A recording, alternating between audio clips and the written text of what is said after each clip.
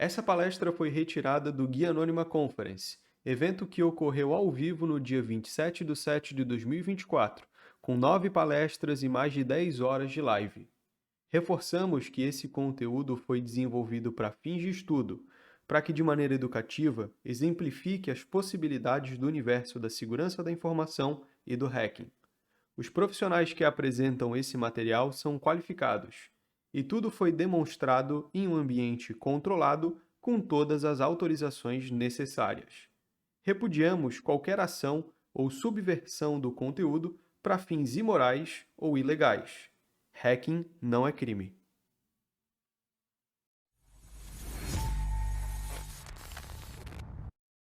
E aí, pessoal, sejam bem-vindos a mais uma palestra aí. Então, hoje eu vou falar para vocês um pouquinho sobre, na verdade, dar uma introdução à pesquisa de vulnerabilidades, né? Explicar o que é a pesquisa de vulnerabilidades, especificamente em microarquitetura de CPUs, né? Então, como funciona o processo de busca de vulnerabilidades dentro de microprocessadores.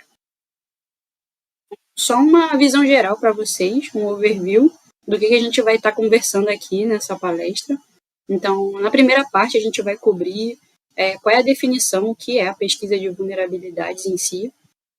Depois eu vou passar para vocês um pouquinho o que é preciso, qual é o background que vocês precisam para começar a pesquisar nessa área, sobre especificamente a microarquitetura e o processo de pesquisa em si, né? Como é que ele funciona, como é que é a prática, como pesquisadores experientes eles estão fazendo isso, né? Como eles estão abordando a pesquisa dentro dessa área, né? Porque, embora isso seja bem comum lá fora, né, o pessoal gringo, eles têm digamos assim, um campo bem ativo, aqui não é tão comum, a gente não escuta tanto falar sobre isso, sobre essa área, então você encontra mais conteúdo sobre isso em conferências mais nichadas, né, como a H2HC, por exemplo. Então, lá sim você encontra conteúdo, material sobre isso, pesquisadores também. Mas, fora isso, é difícil a gente estar encontrando material brasileiro, né, conteúdo brasileiro em português sobre esse assunto. Então, antes de começar, eu vou me apresentar rapidinho. Para quem não sabe, me chamo Carolina Trigo, sou formada em defesa cibernética, tenho 27 anos e, comumente, eu estou no Instagram. Eu tenho um projetinho lá de compartilhar meus estudos lá, o que eu estou fazendo, o que eu estou estudando, diariamente lá no Instagram. Então, vocês podem me encontrar lá, ou então no LinkedIn também. Meu nick é Hacking Learn. E, atualmente, eu comecei a trabalhar na área de TI, né, esse mês. Quem me acompanha sabe, fui chamada para trabalhar com engenharia reversa de malwares, com o Rafa, e também criação de artigos técnicos aí de conteúdo para o blog da Universidade Hacker, né? Então, bem legal. E, além disso, eu curto também programação em baixo nível, então com foco bem legal em C e Assembly, e pesquisa de vulnerabilidade, que é o que a gente vai estar falando aqui, que eu comecei a fazer de forma independente, mas motivada pelo pessoal da H2HC no ano passado, que foi a minha primeira conferência, que eu pude participar presencialmente, foi bem legal. E eu conheci muitos pesquisadores lá, uma galera incrível, que estavam disponíveis, abertos para compartilhar todo o conhecimento e experiência que eles tinham lá com a gente. Então, isso foi um pontapé inicial para eu começar numa área que eu já queria, mas eu tinha medo por não ter muito conhecimento, não saber muito sobre isso aqui, né? Então, era uma coisa muito distante, né? Então, até eu conseguir juntar toda a informação e todo o conteúdo para entender como começar nessa área, para onde ir, quais são os primeiros passos, demorou um pouquinho, demorou acho que mais de 1 ano e meio, mais ou menos, até que eu consegui dar uma acelerada nisso, participando presencialmente da conferência da H2HC, e foi muito massa. Então, para a gente começar aqui, entendendo o que é pesquisa de vulnerabilidade, né? O que é o VR, que as pessoas chamam de Vulnerability Research. Então, ele é um processo de análise de um produto, a gente pode definir assim, ou produto, protocolo ou algoritmo, com o objetivo de entender, encontrar ou explorar uma ou mais vulnerabilidades, né? Encontrar ou explorar, porque a gente pode ter uma vulnerabilidade, por exemplo, e não necessariamente explorar ela. Às vezes essa vulnerabilidade ela já foi explorada e você está apenas fazendo sua pesquisa ali com o intuito de compreender aquela vulnerabilidade. Como a gente vai ver mais para frente, comumente é para utilizar aquela metodologia que já foi usada, ou técnica, alguma coisa que foi usada dentro daquela vulnerabilidade em si, para explorar algo novo ainda, que não existe, algo diferente, né? Então a gente pode fazer isso, pode pegar algo que já está pronto, né? Então informações ali que já foram fornecidas, todo um contexto, um background, por exemplo, e a gente usar isso para explorar algo que ainda não foi explorado antes, né? Então isso é um conceito muito comum na área de pesquisa, é conhecido lá fora como primitives, a gente vai ver aqui mais para frente. Então, como as pessoas usam um contexto mais geral, é diferente do conceito de bugs, mas é uma coisa mais geral para poder criar algo novo em cima disso, ou então fazer uma espécie de alavanca, né? Tipo, você vai fazer uma variante daquele bug, daquela falha, para uma nova variante, por exemplo, e criar um novo tipo de ataque. Então, dentro da pesquisa de vulnerabilidade, a gente pode usar várias técnicas. E isso é importante porque cada pesquisador ele tem sua metodologia de pesquisa, né? Então, embora seja comum a gente, quando está começando, se basear na forma como um pesquisador ele faz a pesquisa dele, usa as ferramentas, a gente quer ir atrás daquelas mesmas ferramentas e da mesma técnica, mas ao longo do tempo, cada um tem o seu conjunto de conhecimentos, né, sua bagagem, digamos assim, e cada um tem uma personalidade diferente também, né, vai desenvolvendo um feeling, digamos assim, para pesquisa, e a forma como você vai fazer isso, ela é estritamente sua, né, tipo, ela é única. Então, a gente vai ver que, embora exista um método científico por trás da pesquisa, de toda a pesquisa, incluindo da pesquisa de vulnerabilidades, mas cada um vai desenvolver esse método científico da sua própria, com a sua própria personalidade, digamos. Então, vai existir uma carga aí de personalidade do pesquisador e a metodologia que ele vai conseguir desenvolvendo ao longo do tempo, né? Isso a gente vai conseguindo mesmo com o tempo, assim, não surge de uma hora para outra. Então, dependendo da área que você veio, e do tipo de vulnerabilidade que você está buscando, né, qual é o cenário, qual é o contexto, você pode utilizar várias técnicas, como engenharia reversa, ali a análise e revisão de código, então tem análise estática também, análise dinâmica, fuzzing, o debugging, que é comum praticamente em todo tipo de pesquisa e análise que a gente vai fazer, principalmente para quem está trabalhando com baixo nível, tanto a parte de debugar quanto de fazer engenharia reversa, é bastante comum, frequente nessa área.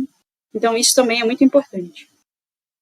Então, a segunda coisa que a gente precisa entender é por que fazer pesquisa em CPUs, né? Então, eu trouxe prints de alguns artigos aqui de notícias que saíram falando sobre casos de vulnerabilidades e de falhas que foram reportadas, descobertas, e o impacto, né, o nível de impacto que elas causam em empresas e em provedores de serviços em nuvem, por exemplo. Então, a gente tem a CPU, né, executando instruções.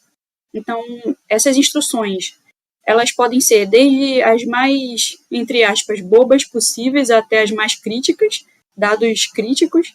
E o que acontece, né? O problema todo está no vazamento dessas informações críticas. Então, um cenário de alto impacto que a gente tem, por exemplo, são o uso de computação em nuvem, né, que está muito comum aí de data centers e diversas empresas subindo a infraestrutura e todo o serviço deles para a nuvem. Então, o problema todo desse é que muitas configurações, né, de CPUs, os cores dessas CPUs, eles são compartilhados entre usuários, entre empresas, então que estão rodando serviços ali que são críticos, são confidenciais, existe um nível de confidencialidade ali dessas informações, né? Então, uma das preocupações, por exemplo, da Intel era essa, definir, né, tipo, setar um mecanismo de isolamento para que essas informações elas não pudessem ser acessadas, assim, esses dados não pudessem ser acessados por qualquer um que está compartilhando ali a mesma CPU, né? Então, quais são os mecanismos de isolamento? E se a gente for pesquisar um pouco sobre isso, existem grandes pesquisadores como a Johanna Rutkowska, eu não sei como pronunciar o nome dela, mas pesquisa especificamente voltada para esses mecanismos de segurança da Intel. Inclusive, ela tem um projeto de laboratório, que eu acho que, se eu não me engano, é o Invisible Labs, e frequentemente ela posta pesquisas muito interessantes. E tem uma pesquisa dela, que ela deixou até disponível no repositório dela, chamada x86, que é a arquitetura x86, considerada, entre aspas, perigosa, né? Tipo, porque ela cita esses diversos mecanismos que a Intel foi desenvolvendo de segurança, né, e de isolamento para tanto nível de hardware quanto de software da CPU, e cada um deles, ela fez pesquisa em cima de cada um deles, demonstrando que, embora existam vantagens, né, nesses mecanismos de segurança e isolamento, eles também podem ser burlados, né, podem ser bypassados. Então, é um artigo muito interessante, ela é um material muito interessante, muito extenso também, e a gente percebe que é uma sopa de letrinhas, né, porque cada vez a Intel lança outro mecanismo em cima daquele mecanismo para correção e para segurança, e se a gente parar para pensar, é literalmente uma sopa de letrinhas com mecanismos e mecanismos um em cima do outro, né? Só que fica parecendo muito que eles estão tapando o sol com a peneira, digamos assim, porque o problema raiz da situação em si, ela nunca é sanada, né? Tipo, eles estão sempre tratando de forma a remediar uma situação e nunca acabar com o problema, tipo, o núcleo do problema em si, né? Isso é uma das críticas também que ela faz no artigo dela. Eu posso compartilhar o link depois com vocês desse artigo, mas se vocês jogarem no Google, já acredito que já apareça logo na primeira pesquisa. Então, falando sobre o processo da pesquisa, né?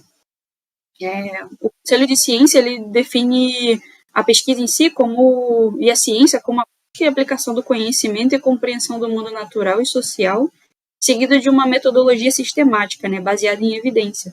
Então, essa metodologia sistemática é o método científico. Esse método científico ele evoluiu ao longo da história, né? Então, tanto dentro da filosofia, depois da ciência em si, e ele se consolidou, digamos assim, com Popper, que é um cara que ficou conhecido por estabelecer um método científico que é mais aplicado hoje em dia, até hoje, na verdade, na ciência. Então, isso é interessante porque o método científico em si, aquele passo a passo, né, aquela receita que a gente tem, é possível de ser aplicada em qualquer tipo de processo investigativo, né? Então, a gente tem um modelo, digamos assim, a gente tem um framework que é bem geral, e a gente pode pegar ele e aplicar para o nosso processo de investigação, né?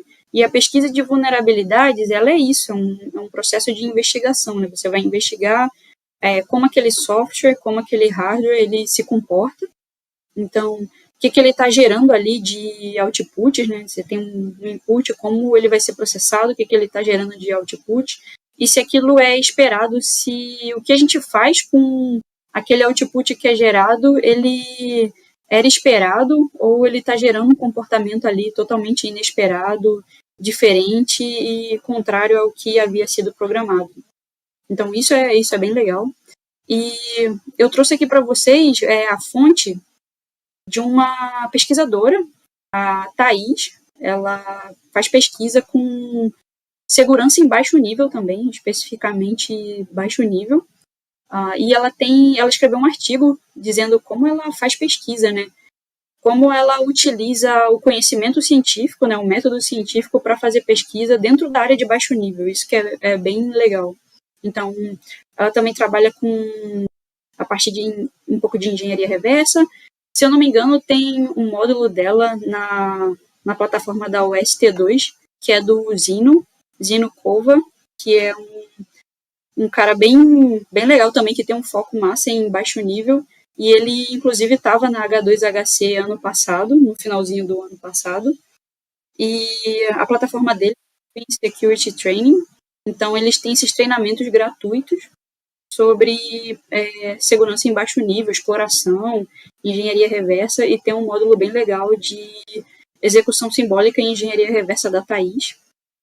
Então, ela mostra pra gente um pouquinho sobre quais são as etapas, né? Tipo, o que a gente pode fazer dentro do nosso processo de pesquisa. Então, ela fala, observe e leia o máximo que puder sobre o seu objeto de pesquisa. Então, isso é interessante porque quando a gente vai estudar sobre CPUs, tem muita pesquisa, muitos pesquisadores com materiais extensos, bastante extensos e muito bem detalhados sobre as vulnerabilidades que já saíram, né? Então, isso eu acho que é uma das coisas que eu mais gosto, é a forma como o pessoal compartilha e explica sobre o tipo de vulnerabilidade que está rolando dentro da CPU, já que empresas como a Intel não fazem isso, né? Então, tipo, para quem não sabe, a CPU até hoje é considerada uma caixa preta. Então, embora exista documentações que a Intel e os patches que eles lançam, eu estou falando da Intel porque eu escolhi um bug aqui para mostrar para vocês, que é específico da arquitetura da Intel. Então, dentro da pesquisa de vulnerabilidade em microprocessadores, existem várias arquiteturas. Então, o pesquisador ele precisa definir qual arquitetura que ele vai querer pesquisar e atuar. E para quem está começando, principalmente, né, então é importante a gente ser o mais objetivo possível, o mais específico possível, porque é muito conteúdo e é uma superfície de estudo e exploração muito ampla, muito vasta, fica fácil para a pessoa que está começando ela se perder e ficar sobrecarregada e acabar não chegando em lugar nenhum, né? Então, é importante que a gente vá afunilando e sendo o mais específico possível. E depois a gente vai aprendendo, trocando ideia com pesquisadores mais experientes, que é exatamente esse caminho que eles fazem. Até mesmo quando eles encontram uma falha que abrange diversas arquiteturas, na verdade eles não estavam pensando em impactar tantas arquiteturas assim, eles escolhem um ponto dali e vão se aprofundando naquele ponto, e aí sim, depois que conseguem explorar, é que eles veem que isso pode ser, o impacto daquele bug, daquela vulnerabilidade pode ser levado para outro ambiente, para outra superfície, digamos assim, de ataque, né, abarcando outras arquiteturas. Então, essa parte de ler o máximo que puder é interessante, porque toda pesquisa, por exemplo, tem a pesquisa do Spectre, né? Então, eles têm um artigo, tem um site só voltado para o Spectre, e tem a pesquisa lá, como eles fizeram, descrevendo o passo a passo, quais foram os vetores de ataques, quais foram as primitivas que eles usaram para poder executar o ataque deles, como eles configuraram um cenário para que a CPU especulasse de forma maliciosa. Então, isso é interessante também, porque fica tudo bem detalhado. Óbvio que eles dão também um breve visão geral, um background para quem está pegando o artigo pela primeira vez, e isso também é bem legal. E no final, você vê que as referências são inúmeras. Então, além da pesquisa deles, dentro da pesquisa deles tem muita coisa que eles pegaram baseado em trabalhos que foram feitos de outros pesquisadores, documentações que foram lançadas da própria empresa, ou, enfim, de alguma palestra, de alguma pesquisa, de algum material, de algum produto que já tinha sido produzido, e aí eles utilizam isso para embasar ainda mais a pesquisa e os testes. E isso também conta para a nossa leitura, né? Para a gente conseguir, digamos, construir ali o nosso entendimento acerca daquela vulnerabilidade em si, né? Então, depois disso, ela fala para a gente definir uma hipótese baseada nas nossas observações. Então, a gente vai observar o comportamento, sei lá, de alguma falha, pegando algo que já existe, né? Tipo, a gente tem um bug, quer explorar ele ou quer criar algo novo em cima daquilo que já foi pesquisado antes. Então, a gente pode criar ali algumas hipóteses, tipo, pensando, será que eu posso pegar esse bug e explorar, fazer com que a CPU especule de forma tal, X ou Y, ou então, será que eu posso pegar isso aqui para escalar privilégios de uma forma que não havia sido pensada antes? Então, com base nisso, a gente vai fazer algumas previsões, né, usando a hipótese para casos parecidos. Depois a gente vai testar essas previsões e, caso elas diverjam das observações realizadas, a gente faz mudanças e adaptações se necessário, né? Então, é muito interessante isso, porque no bug que eu vou mostrar aqui mais para frente, o do Repta, no próprio repositório, existem vários testes que foram feitos pelos pesquisadores, né, os pesquisadores da Google. O Tevis é uma das pessoas que está à frente dessa pesquisa, e o Eduardo Vela também. O Eduardo estava lá na H2HC. Ele, inclusive, foi a pessoa responsável por palestrar e introduzir essa vulnerabilidade, esse bug para a gente, e fazer o convite da pesquisa também para o pessoal que estava lá. Então, é muito interessante, porque a gente vê na metodologia de pesquisa do pessoal como os testes eles são organizados, como eles são disponibilizados lá, quais são as hipóteses que o pessoal tirou em cima dos testes que foram feitos lá também, né? As mudanças que eles fizeram e as adaptações também. Então, tem todo um processo, toda uma metodologia científica em cima disso, né? E aí depois a gente pode construir essa teoria com um conjunto de previsões que funcionam para essas observações que foram feitas, né? Então, isso é bem legal. Eu deixei o link aqui desse artigo, porque tem muito mais coisa lá que ela fala sobre a pesquisa em si. Ela tem definições também, faz um pouco de histórico de como é a pesquisa científica, o método científico, para caso alguém queira se situar, tipo, contextualizar um pouco o que foi passado aqui. Então, eu achei bem legal o artigo dela. E também teria os conteúdos de reverso também, vale a pena conseguir o blog dela. E falando em background, né, o que a gente precisa para começar com a pesquisa de CPUs, né? Porque a gente está falando de algo que é bem nichado, né? Então, todo mundo aqui, eu acredito que todo mundo já está cansado de ouvir falando de como a base é importante, né? De como ter uma base para começar é importante. E eu acredito que o Afonso bate sempre nessa tecla. A Sabrina, que estava aqui dando a palestra, também fala bastante sobre isso. O Rafa está sempre falando sobre isso no Instagram, nas redes sociais, para quem acompanha o Rafael. Então, realmente isso é muito importante, né? Mas para a gente entender uma área tão nichada assim, qual seria essa base, né? Para mexer com microarquitetura, por exemplo, né?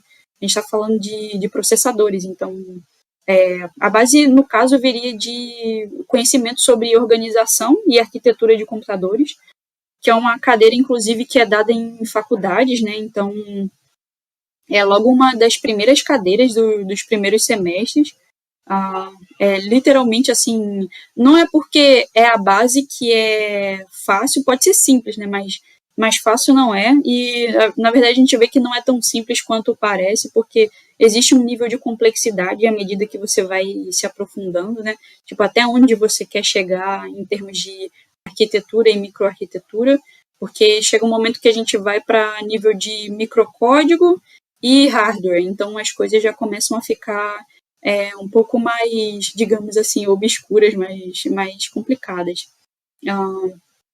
Então, é importante a gente fazer essa separação também, organização e arquitetura de computadores, entender um pouco de sistema operacional, e eu diria que para o sistema operacional, não tanto o conhecimento genérico, mas sim a parte dos internals dos sistemas operacionais, porque a gente vai lidar muito com chamadas de sistemas, como a parte de kernel e user mode, elas estão funcionando ali, como o mapeamento de memória funciona, por exemplo. Então, essa parte de memória é muito, muito importante para a gente entender, porque a gente vai estar mexendo com isso o tempo todo. Então, o processador ele vai estar decodificando instruções, fazendo o armazenamento, a transferência de dados. Então, essa parte de como a memória ela é configurada, né? Tipo, gerenciamento de memória em si, é uma coisa que precisa estar muito bem, digamos assim, instaurada na nossa cabeça e merece uma atenção, um aprofundamento a mais, tá? Com certeza. Acredito que não só para microarquitetura de CPUs, mas para quem tem interesse em exploração em si, né, na parte de Pawning e kernel. Então, é um conhecimento que eu diria, indispensável, né? Até para engenharia reversa também, para entender um pouco sobre memórias. Você vai estar mexendo com registradores, né? Tipo, no nível de arquitetura em si, você vai estar mexendo com registradores, como como a CPU armazena e processa esses dados, como eles são trocados ali, como eles são endereçados. E na parte de microarquitetura, a gente vai ver que esse conhecimento básico ele precisa ser aprofundado um pouco mais também. Então, eu diria que ter uma noção de gerenciamento de memória é imprescindível, digamos. E, além disso, programação, claro, não pode faltar de jeito nenhum, porque a gente vai estar pesquisando sobre como o código se comporta, né? Como ele está sendo processado ali, como ele está se comportando tanto no nível de software, na parte arquitetural, quanto no nível já que está sendo quebrado em micro-operações e micro-instruções, já no nível de microcódigo, né? Eu vou explicar um pouco depois sobre a diferença entre arquitetura e microarquitetura. Mas programação em baixo nível não pode faltar, até porque qualquer pessoa que tente começar a fazer pesquisa nessa área e não tiver um pouco de noção disso, tipo, não tiver o mínimo do mínimo, vai se sentir perdida. Na verdade, até quem tem conhecimento e tem noção também se sente perdida frequentemente, porque é um conteúdo muito denso. Então, como a gente está falando de Intel, né, arquitetura Intel, então, Assembly, no caso, Assembly é um conjunto de linguagens. A gente sempre fala de Assembly como se fosse uma linguagem, como JavaScript, mas, na verdade, ela é uma família, né, de linguagens. Então, nesse caso aqui, a arquitetura é x86-64, 64. Então, a gente pode reduzir, digamos assim, o nosso foco, o nosso escopo para essa família em específico e focar nossos esforços nela, né? Então, eu diria que C e Assembly são essenciais, até porque quando a gente for olhar o código ali, for debugar, for fazer engenharia reversa, você literalmente vai estar passando horas e horas vendo aquelas instruções em C ou em Assembly. Então, se você não entender, você não vai conseguir nem dar o pontapé inicial para poder fazer a sua pesquisa, né? E, tipo, fazer comparações de como o código está se comportando, enfim. Então, eu diria que esses conhecimentos de computadores, como o computador funciona, como a CPU funciona, né? Então, como é o pipeline dela, como você pode pegar um comparativo de como era antes, tipo, não precisa se tornar um especialista em histórico de CPUs, mas é bom ter uma noção de como ela se desenvolveu e como estão hoje as CPUs modernas, né? Porque hoje a gente fala de performance, alto desempenho, principalmente CPUs voltadas para servidores, né? Então, a Intel ela separa as CPUs dela justamente pensando nisso, para usuários comuns, computadores desktops e para autoprocessamento ali com alto desempenho. E, inclusive, eu trouxe essa foto aqui de um artigo do P6, que é um microprocessador da, se eu não me engano, sexta geração, e ele é bem antigo, e esse processador, né, ele está dentro do histórico de famílias de microprocessadores da Intel, das microarquiteturas que eles foram lançando. Esse processador, ele é importante, eu destaquei ele aqui, porque foi graças a ele que a Intel começou a inserir, digamos assim, novas features, né? Então, novas tecnologias dentro dos processadores, e meio que hoje ele é, digamos assim, o pai dos processadores modernos, né? Então, a gente tem execução fora de ordem, branch predictions, tudo isso começou, né? Nasceu ali, a raiz disso foi o P6. E, se eu não me engano, em 1997 saiu esse artigo aí. Ele não está nem... Ele está disponível na internet, na verdade, mas pelo Wayback Machine, eu acho que o site não está nem mais disponível hoje. Eu acabei encontrando ele no meio das pesquisas que eu estava fazendo, por referência também de outro pesquisador que estava citando esse artigo. E aí eles fazem essa menção, dizendo que a Intel ela começou a fazer patches remotos, né, dos microcódigos aí das CPUs. Então, isso também levantou a questão de backdoors, né, em CPUs, que é uma coisa também que a Johanna, que eu citei anteriormente, ela faz essa crítica, tanto ela quanto o Chris Domas. Para quem não conhece, o Chris Domas é um pesquisador de segurança, ele trabalha com engenharia reversa, e ele faz coisas absurdas com engenharia reversa, com o conhecimento que ele tem de engenharia reversa. E tem muito material dele na DEFCON, principalmente. E uma das coisas que fez foi fazer engenharia reversa de microcódigo, né?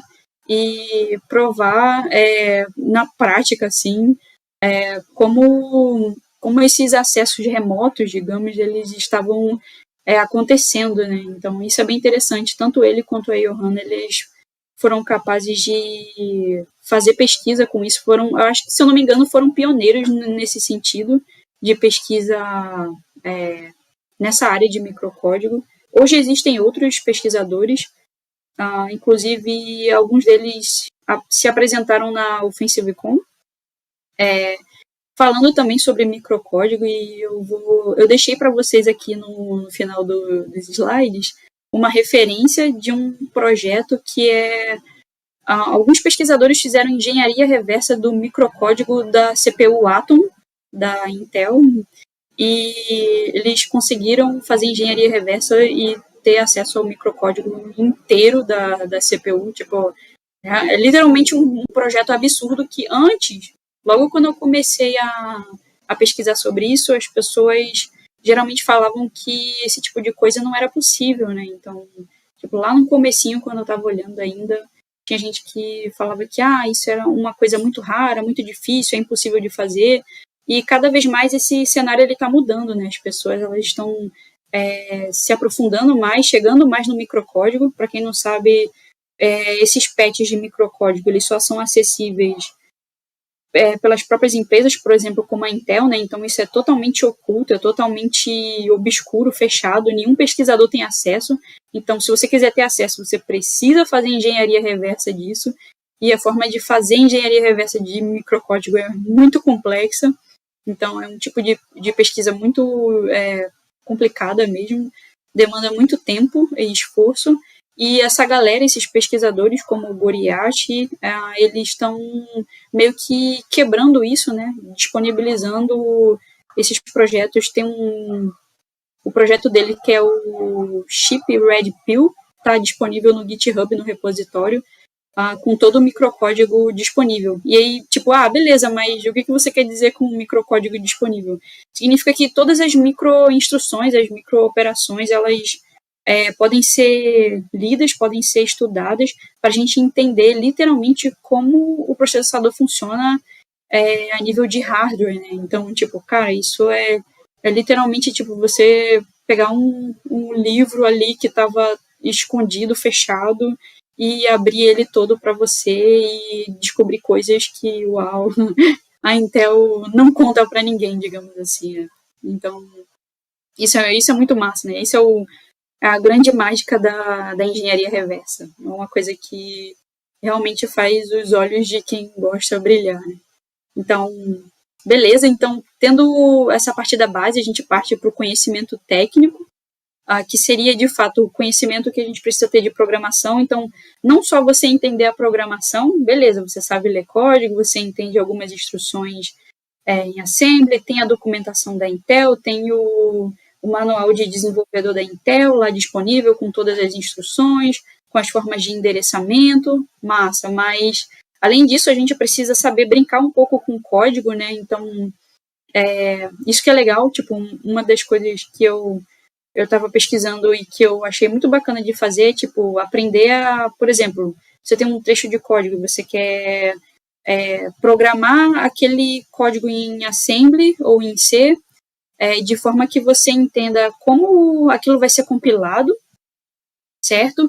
E se ele vai ser executado de forma arquitetural, né, sequencial, ou então se você pode fazer com que o seu código ele seja organizado de forma que você faça a CPU especular. Então, tipo, é esse nível de conhecimento técnico que a gente precisa ter e precisa estar minimamente à vontade. Óbvio que isso não vem do dia para a noite, né? Você tem que ter prática, então tem que praticar.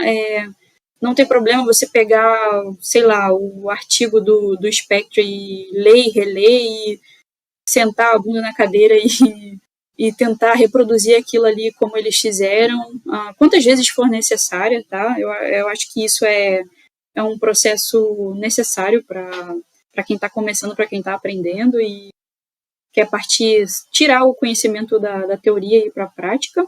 Então, isso é importante também.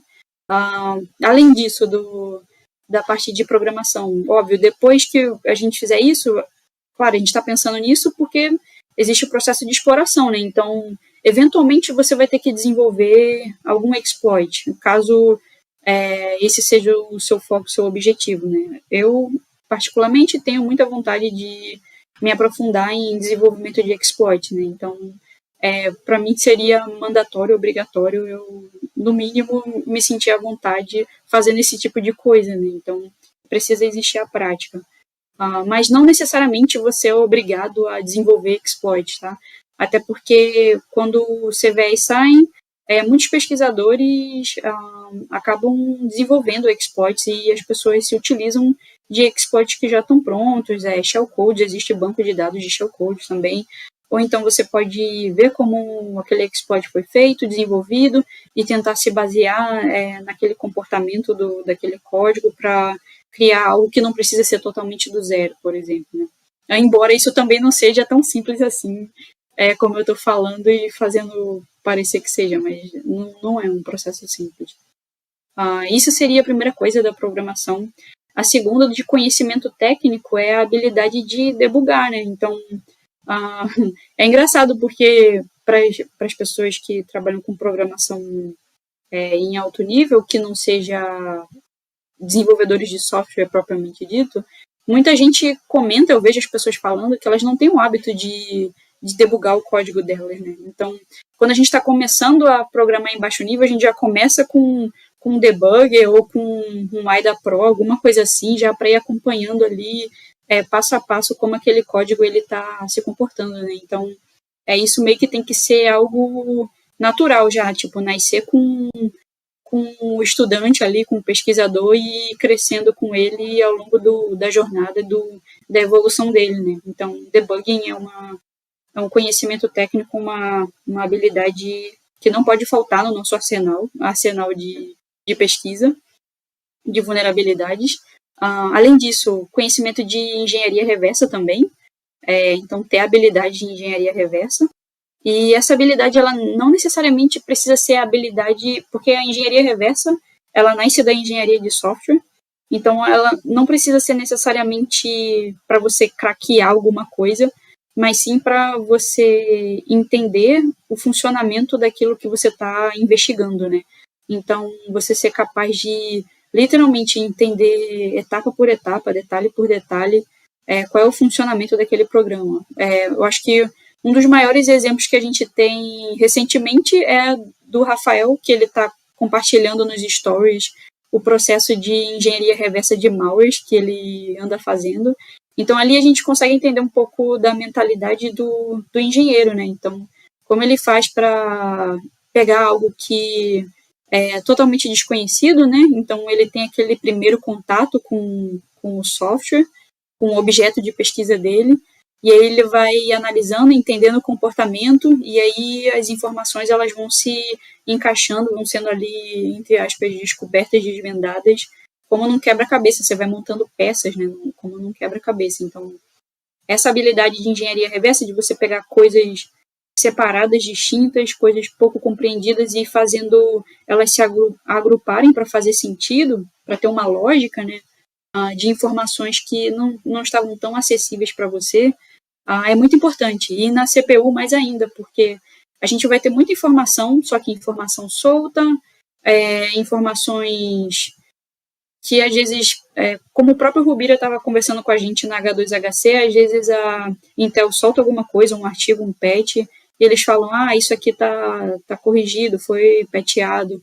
Só que, na verdade, não é bem assim, aquilo não funciona da forma como eles estão descrevendo que funciona, e aí um pesquisador vai lá, faz engenharia reversa, faz a pesquisa, e você vê que tem um comportamento totalmente diferente, uma coisa totalmente distinta, e você precisa pegar aquelas duas informações ali para você fazer o seu teste e também comprovar que realmente não é daquele jeito que estava sendo dito. Então, isso é importante, ter esse conhecimento de engenharia reversa. E outra coisa que eu adicionaria aqui de conhecimento técnico para a parte de CPUs, que isso foi uma coisa do próprio Tevis, o Tevis Ormandi, que é o fuzzing, né? Fazer fuzzing. Fuzzing é muito comum em testes de software, desenvolvimento de software, engenharia de software, onde você faz testes de estresse, né, dentro do programa, e ali você consegue gerar output, né, ter resultados para comparar com o programa original, né, tipo, qual é o comportamento dele, como ele está se comportando. E o Tevis ele conseguiu pegar essas técnicas de fuzzing e aplicar dentro da parte de CPUs. Então, isso é muito massa. É uma coisa que eu especificamente não parei para me aprofundar ainda, para pesquisar, mas eu pretendo fazer isso mais para frente. Então, também acho que não pode faltar no nosso arsenal, que a gente precisa considerar levar um tempo aí para pesquisar sobre isso depois. Eu acho que minha câmera está balançando, mas é porque tem um gato aqui passando pelo meu notebook. Depois disso, as ferramentas, como eu falei, ferramentas, embora elas sejam ferramentas, entre aspas, simples, como o GDB, tipo um simples GDB da vida, mas é óbvio que o objeto de estudo ele não é simples, é um cenário complexo, mas são poucas ferramentas que a gente utiliza, só que para desenvolver, para fazer pesquisa justamente em um cenário complexo, né? Então, você tem uma familiaridade com ferramentas como o GDB, como um debugger, uma ferramenta de engenharia reversa, para quem tem interesse em fuzzing também.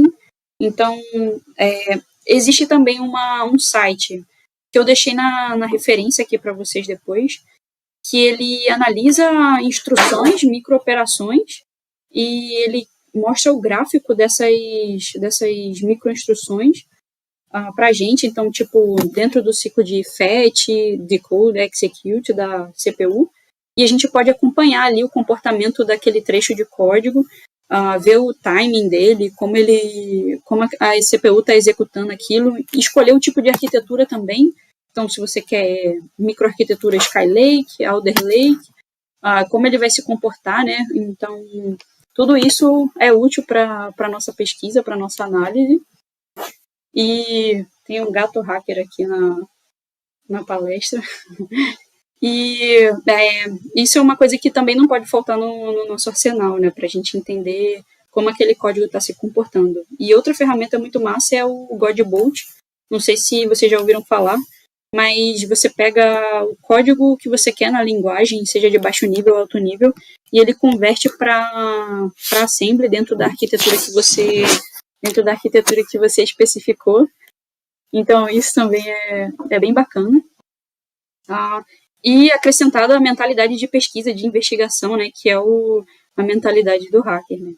Então, só para a gente correr um pouquinho, porque eu acho que eu estou falando muito, tipos de vulnerabilidades em CPUs, existia uma sopa de letrinha e muitos pesquisadores experientes eles fazem uma espécie de dicionário para o pessoal que está lendo entender sobre os diferentes tipos de vulnerabilidades, né? Então, eu deixei esse slide aqui.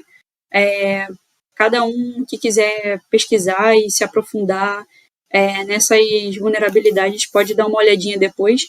As mais comuns são as de side channels e covert channels, que como o Spectre e o Meltdown, por exemplo. Então, são as vulnerabilidades mais comuns e elas exploram frequentemente execução especulativa, certo? E branch predictions, né? Então, na execução especulativa, o objetivo da CPU é aumentar a performance de execução de instruções. Então, ela especula qual a instrução vai ser executada a seguir, né? Então, isso para, como eu posso dizer, aumentar o nível de performance.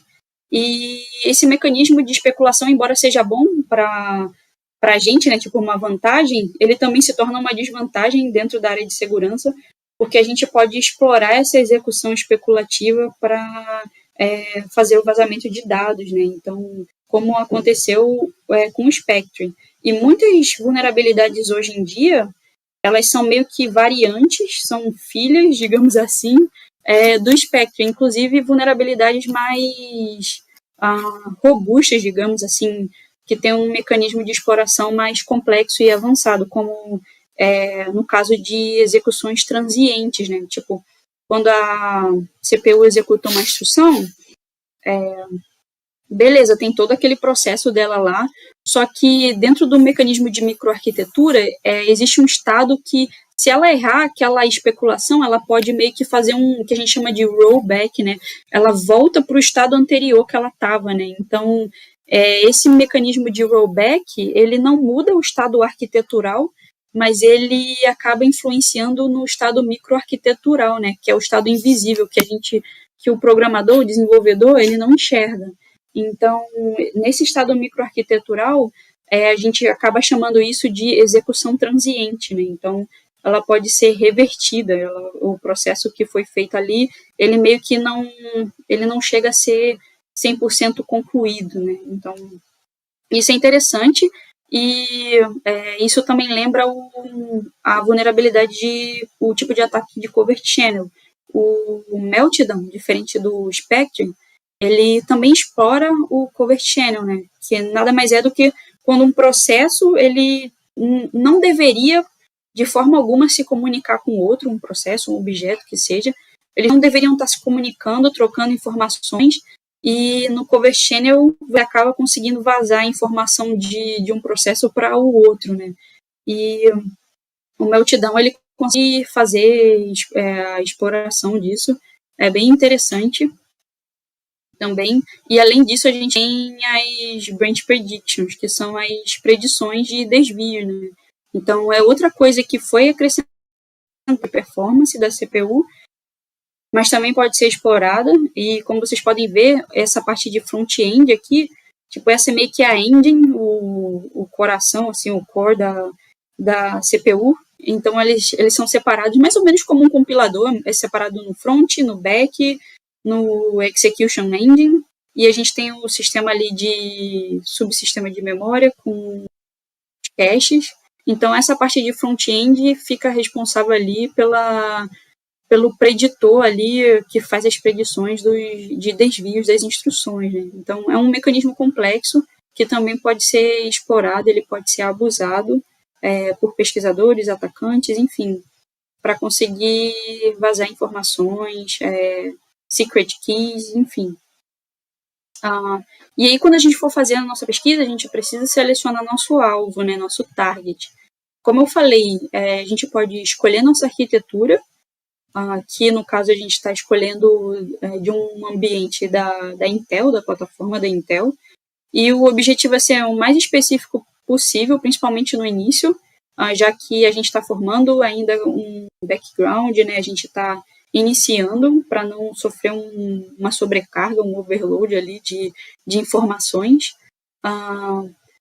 E já que é um ambiente só em microarquitetura, ele é muito denso e complexo para cobrir. Então, se a gente for tentar cobrir tudo ao mesmo tempo, a gente vai acabar se perdendo, né? Isso exige muito conhecimento e muitas informações distintas. Isso lembra muito o estudo de engenharia reversa, né? Quando você está começando, tem que saber sobre sistema operacional, tem que saber sobre compilador, tem que saber sobre programação em baixo nível. Enfim, é muita coisa e isso pode causar uma certa sobrecarga, que é normal. Os próprios engenheiros reversos, eles falam isso em livros como Practical Reverse Engineering, por exemplo, ou Os Segredos da Engenharia Reversa também. Eles sempre alertam para isso, que o nível de conhecimento é gigantesco e de áreas distintas, e você precisa condensar isso tudo para conseguir fazer coisas de uma área só. Então, isso demanda tempo, por isso que é importante a gente ser o mais específico possível. E aí, falando de bug arquitetural e microarquitetural, no bug arquitetural, eu falei muito dessas palavras, né? Mas na arquitetura, a gente está falando de registradores e daquilo que o programador vê, né? Então, a gente tem lá aquele código em assembly, como os dados são transferidos, movidos de um registrador para o outro. Basicamente, quando você está programando em assembly, por exemplo, a gente está mexendo ali com a arquitetura, né? Então, os diferentes tipos de registradores, o endereçamento, tudo isso faz parte da arquitetura em si. Então, um exemplo muito bom disso é o ZenBleed e o Raptor, que são mais simples, entre aspas, mas eles podem ser vistos diretamente pelo programador. Então, a gente já tem o código já do ZenBleed, a gente tem as informações do Raptor, a gente pode ver, comparar dentro da arquitetura da Intel como é que eles se comportam, né? Então, a gente pode fazer uma análise tanto estática desse código, né, quanto dinâmica. Então, isso é muito bom. Torna o trabalho também mais simples, a forma de debugar e analisar, mas muito mais simples, entre aspas. E a forma de prever seu comportamento é menos complexa, né, justamente por estar 100% visível. Já um bug de microarquitetura é diferente, porque a gente está falando de funcionalidades de otimização da CPU, que infelizmente a gente não vai conseguir enxergar. Então, o que a gente tem que fazer? A gente tem que especular ali, fazer previsões, né? Então, tipo, sei lá, minha CPU está executando essas instruções aqui, mas o tempo que essa instrução demorou para acessar um endereço tal na memória foi esse. Então, eu vou pegar esse tempo, vou comparar com o tempo da outra instrução. E aí, com base nesses dois tempos que eu estou comparando, por exemplo, eu vejo que tem alguma coisa errada aqui. Então, esse dado aqui, esse endereço já tinha sido acessado antes. Então, por isso que o tempo de acesso foi mais rápido. E esse daqui já não tinha sido lido antes. Então, o tempo de carregamento foi consideravelmente maior. Então, teve mais digamos assim, um tempo de resposta maior. Então, com base nisso, a gente vai fazendo previsões, né? São efeitos indiretos, né? Você tem que o nível de complexidade ele aumenta um pouco, porque você não está vendo, né? Você está apenas analisando efeitos, né? Então, a coisa muda um pouco de figura até para você fazer suas análises. Então, tem que ser um pouco mais meticuloso. E pesquisadores como o Tevis, eles estão desenvolvendo tipos de técnicas diferentes, justamente para meio que facilitar, né, o trabalho dos pesquisadores dentro dessa parte de microarquitetura. Por isso também que tanto ele quanto o Eduardo Vella, eles recomendam para quem está iniciando, quem quer iniciar em exploração de CPUs, iniciar fazendo pesquisa com bugs arquiteturais, né, dentro da arquitetura. Deixar para mexer com a parte de microarquitetura depois, justamente por conta dessa complexidade, sabe? E uma coisa muito legal que os pesquisadores inserem dentro das pesquisas é o conceito de primitives, né? Então, os primitivos que eles fazem para construir um cenário de ataque, né? Então, o bug, por exemplo, é diferente de um primitivo, porque quando a gente fala de bug, a gente está falando de incompatibilidade, né? Então, entre aquilo que o programador desenvolveu e o que o software está executando em si, né? Então, diferente dos primitivos, que são comportamentos genéricos. E eles podem levar, a gente pode utilizar um bug para construir um comportamento genérico em cima disso e aí explorar aquela vulnerabilidade, né? Geralmente é possível usar um ou dois mais bugs e combinar as primitivas para criar novos primitivos, novos cenários, sabe? De comportamentos que são mais genéricos. Por exemplo, memory corruption e vazamento de informações para conseguir execução arbitrária de código, né? Então, no Spectre, se você for abrir o artigo, a pesquisa do Spectre, por exemplo, eles mostram quais foram as variantes, as primitivas que eles construíram os cenários. São diferentes cenários para eles conseguirem explorar aquela vulnerabilidade específica de diferentes formas. Então, para criar um exploit, a gente diria que o exploit nada mais é do que essa coleção de primitivos, né? Então, a gente tem um conjunto ali de comportamentos. Então, por exemplo, um comportamento de fazer a CPU especular, né? Então, eu estou usando especulação porque é extremamente comum isso na parte de vulnerabilidade de CPUs. Não só o Spectre, mas tem outras, por exemplo, o Phantom e o Inception, que o Inception, inclusive, o Daniel apresentou recentemente lá na OffensiveCon, eles trazem um novo tipo de ataque, né, que eles chamam de TTAs, que são Training Transient Executions. Então, tipo, é meio que a execução transiente, eles fazem meio que um treinamento para a CPU executar de forma transiente, né? Então, tipo, explorando aquele mecanismo de rollback dela. Então, para isso, eles usam várias primitivas diferentes, né? Então, tem P1, P2, P3, são vários cenários, vários tipos de comportamentos que eles pegaram, conseguiram utilizar um bug ali que já existe e criar um exploit, um vetor de ataque novo, em cima de algo que já existia, que no caso era o Phantom. Eles juntaram dois bugs em um só, o Phantom, duas vulnerabilidades em uma só, o Phantom e o Inception. Na verdade, o Spectre e o Phantom para criar o Inception. Tipo, o Inception é um tipo de aprimoramento, assim, digamos, para explorar uma vulnerabilidade que já existia, né? Que tudo deu origem com o Spectre. Então, um exploit seria uma coleção desses comportamentos mais generalizados. E aí a gente chega na parte mais interessante, que é a da CVE em si, da vulnerabilidade. E esse bug, ele é muito legal porque existe algo semelhante, né, que é o Zenbleed, só que para outra arquitetura AMD, e o Zenbleed, ele explora também mecanismos arquiteturais, só que voltado para registradores, enquanto o Repta, ele está explorando um bug que acontece em prefixos de instruções de assembly, né, dentro da arquitetura da Intel. Então, no fim das contas, tudo se resume a memória e tamanhos de palavras e como as palavras, as words, né, são processadas e endereçadas pela CPU. Eu acho isso muito interessante. Então, esse bug ele é interessante por conta disso.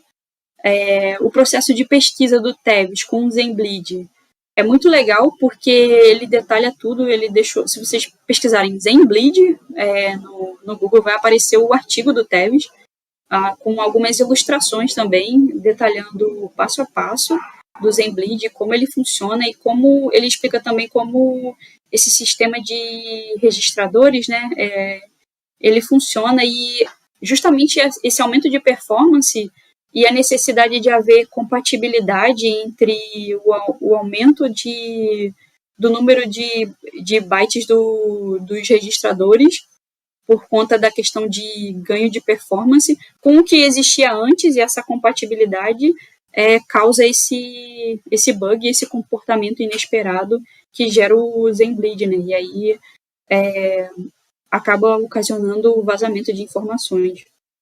Então, isso é muito massa. E essa imagem que o Vela deixou disponível no slide dele, mostrando justamente a instrução, o prefixo que é usado, esse wrap é voltado para indicar que a instrução ela precisa ser repetida, né? Então, quantas vezes forem necessárias. No caso, a instrução ela entra em um estado de loop, e esse loop ele causa um comportamento inesperado, porque gerando bug, né? Ele causa um comportamento inesperado gerando bug. Então, ninguém esperava que esse prefixo fosse gerar esse tipo de comportamento na instrução. E especula-se, né, uma das hipóteses deles é que o problema esteja no retirement, porque, diferente de outros bugs, como o Spectrum, Meltdown, o Phantom, o Inception, todos eles têm os side effects, né, digamos assim, os efeitos colaterais deles, podem ser visualizados durante os estágios de processamento da CPU, mas esse side effect do Raptor em si, a gente não consegue visualizar ele só depois do estado de retirement, ou seja, quando já foi tudo concluído, né, e movido e passado para o nível arquitetural da CPU, é que a gente consegue visualizar os efeitos da execução desse prefixo. Então, isso é bem interessante também. E aí, eu conversando com o Vela, ele falou que provavelmente o problema está justamente nessa unidade.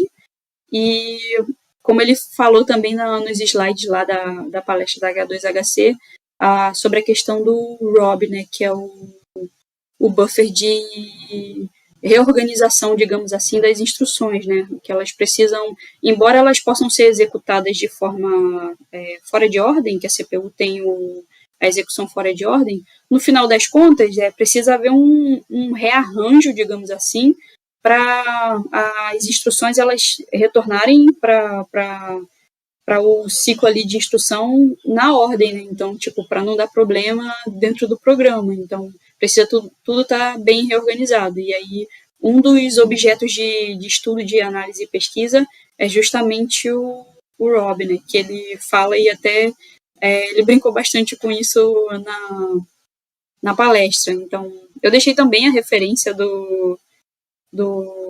dessa palestra em si, disponível para vocês na conferência. E aí, o convite que eu faria para o pessoal que está na comunidade do Guia Anônima é destrinchar esse bug. Ele está disponível nesse repositório aí, Security Research. Então, tem a seção de POC, CPUs, tem o bug lá, o Raptor. E se vocês forem ver em Minimized, tem diversos arquivos de teste. Nesse print que eu tirei, o meu tá assim. Se vocês forem no repositório, vocês não vão ver assim. Mas o meu tá assim, porque quando a gente faz o make do Makefile desse arquivo, ele fornece pra gente todos os arquivos bin, elf, boot também. Então, o que a gente precisa aqui para poder analisar isso, o ideal, né, seria setar uma VM em sistema rodando no Ubuntu, por exemplo, com QEMU e KVM habilitado, né, para poder fazer a análise de algum desses arquivos aí. Então, ler e observar os testes já feitos. No repositório, eles deixaram os testes, quais são as hipóteses e o que já foi feito, o que a gente pode fazer em cima disso.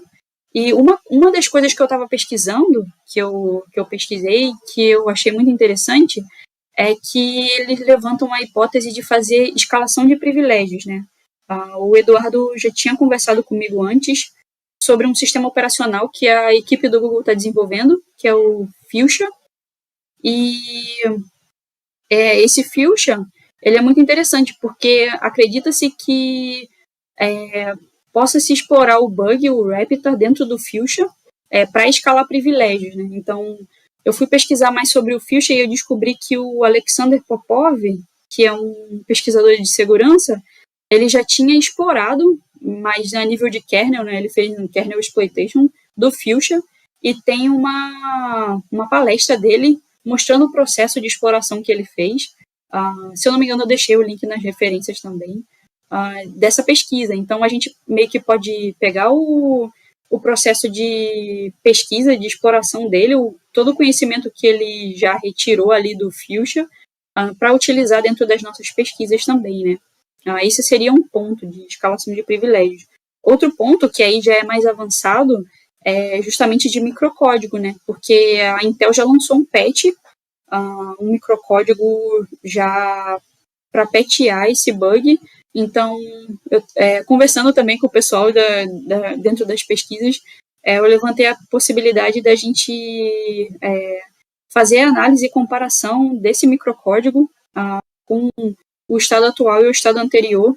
E uma das arquiteturas, além do Ice Lake e do Alder Lake, se eu não me engano, tem o Sapphire Rapids, acho que é assim que se pronuncia. E houve um leak, né, um vazamento de 20 GB de dados dessa plataforma, com códigos e informações altamente confidenciais a nível de microcódigo da Intel há um tempo atrás. E com base nisso, alguns pesquisadores fizeram engenharia reversa também, conseguiram várias informações e eles disponibilizaram informações importantes que dão para a gente conhecimento da microarquitetura e do hardware dessa plataforma. E aí o Vela levantou a possibilidade da gente debugar o Raptor dentro dessa plataforma, porque a Intel tem um mecanismo de emulação, né? Então, isso seria uma coisa legal, fazer debugging dele para ver o comportamento dele dentro desse sistema com esse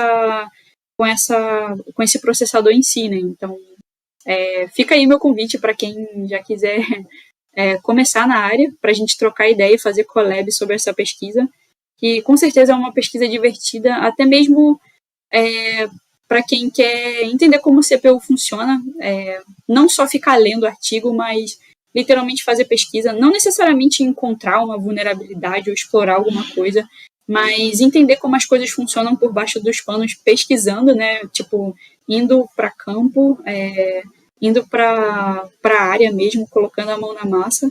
Eu acho que isso é bem legal, é bem bacana, então fica esse convite aí para vocês. E tinha muita referência, então eu deixei algumas referências aqui, poucas, mas bem interessantes. Essa primeira é a da apresentação do Raptor. Então, quem quiser ter um background de como o Raptor funciona, essa apresentação ela cobre basicamente muita coisa de forma bem sintetizada. Logo em seguida tem os artigos descrevendo o Raptor e o ZenBleed, então dá para a gente fazer uma comparação de como um bug funciona numa arquitetura e como o outro funciona no outro e qual é a diferença dos dois. Tem a descrição também do pessoal da própria Google, a equipe de pesquisa deles lá, de vulnerabilidades, né, os Bug Hunters. E, além disso, eu deixei o repositório do Raptor com os arquivos de teste para quem quiser testar, setar o ambiente, configurar. E esse site, Weka MicroOps, é justamente o site que eu falei que tem as micro-instruções, né? Então, você pode jogar instruções em assembly e ver como a CPU processa aquilo, como ela se comporta, qual é o tempo de fetching, como está acontecendo de code, se aquilo foi para modo de retirement ou não, enfim. E ele fazer as análises e previsões, isso é bem legal. E eu deixei alguns artigos adicionais também, como o da exploração do Fuchsia, o sistema operacional da Google, aquele projeto do pessoal que fez o decriptador de microcódigo, que é um modo da Intel. Esse modo, o Radium Lock, é um modo de debugging. Então, a CPU, ela entra no modo de debugging, né? Esse modo, no entanto, ele é restrito, né? Tipo, ele não é qualquer um que pode ter acesso ao modo de debugging da CPU. Então, a grande sacada dos pesquisadores é como é que a gente faz para meio que habilitar, né, ativar esse modo de debugging da CPU, porque a gente tendo esse modo, a gente pode debugar a CPU, o microcódigo dela e explorar da forma que bem entender, né? Então, isso aí meio que se tornou um God Mode, digamos assim, como o Chris Domas fala, das CPUs, né? E tem um conteúdo também bem legal, que é o Under the Hood, das CPUs, e ele mostra justamente como a CPU funciona por baixo dos panos e as portas, porque dentro das Execution Engines existem diversas portas que a CPU endereça ali as microoperações. Então a gente tem portas de arrays, então, que é se eu não me engano, LDAT ports. Então são portas específicas só para comportar os arrays, e a CPU ela é separada em diversas portas, com diversas funções específicas, e a gente entendendo como essas portas elas funcionam, né, elas se comportam, a gente pode entender o comportamento mais abrangente da CPU e formas mais eficientes de explorar elas, né? Então, É basicamente isso. Esse foi um conteúdo introdutório. Introdutório. Meu Deus, isso não é pra mim mesmo. Caramba, vocês são tudo, é tudo, cara. Pelo amor, só de referência ali tem conteúdo pra estudar mais de um ano. Jesus É muita coisa, tem que Vocês são filtrar malucos bastante. de gostar disso, cara. Tá doido. Ah, esse daqui é um lab legal pra vocês se divertirem estudando e a minha cabeça fritando aqui, tentando entender as coisas já. Meu Jesus. Gente, qualquer dúvida, chamem a Carol no Instagram, ou dela, ou da Low Level. Precisando de alguma coisa também que vocês não tenham encontrado, manda pra mim no direct do meu Instagram ali, do Guia Anônima, que eu direciono vocês. Carol, muito obrigado pelo tempo disponível e pelo material. As portas do Guia Anônima sempre estão abertas para você. Obrigada. E a gente vai para um breve intervalo para ir para a próxima talk.